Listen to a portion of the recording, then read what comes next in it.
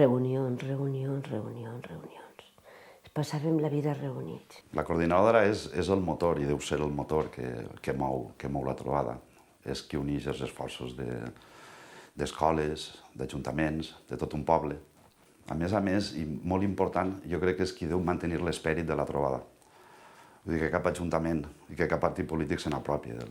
Home, la coordinadora és una rama de la federació i aleshores ells han fet un suport.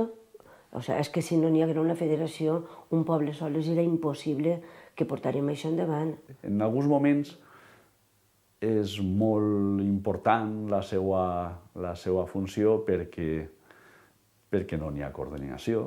Jo crec que la d'Onil, per exemple, encara que demanàvem molta col·laboració d'ells, ells veien que nosaltres teníem prou organització, estàvem prou organitzats i es deixaven fer. Ens reuníem setmanalment, professors, pares, i al principi també l'Ajuntament, fins que al final ja no va vindre, però també venia l'Ajuntament.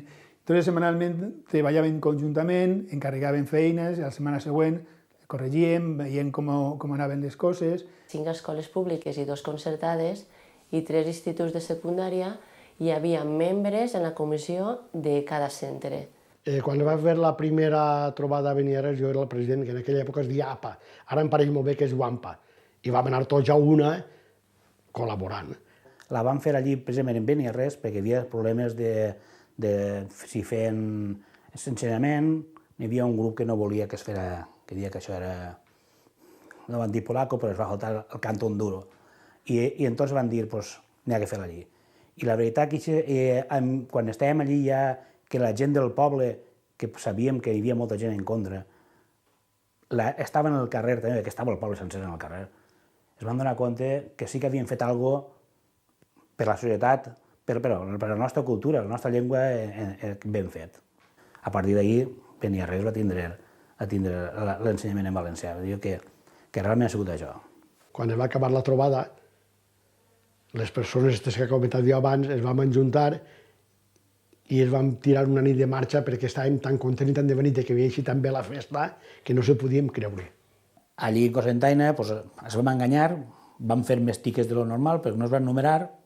No sabem com ens vam mesclar uns tiquets en uns altres i anaven venent tiquets. I quan es van donar compte... El de la paella feia, escolteu, vosaltres sí heu fet alguna cosa estrany, perquè no queda quasi paella i teniu una cua que arriba quasi fins al castell. Feien falta una altra paella i quasi es morim del susto. Clar, a l'any següent la gent ja es va portar el menjar, la majoria, van dir, sí, allà un poc escaldats. I què recordar que és l'últim any que es va fer paella. Vam donar els Premis Sant Boris, els van lliurar a l'església de Penàguila. Va ser perquè era l'únic local on caben allí 300 o 400 persones. Perquè n'hi ha un altre local, que és el mercat, però clar, el mercat és un local diàfano, tenies que equipar-lo amb caïdes, tablao, i poden aprofitar l'altar per fer d'escenari.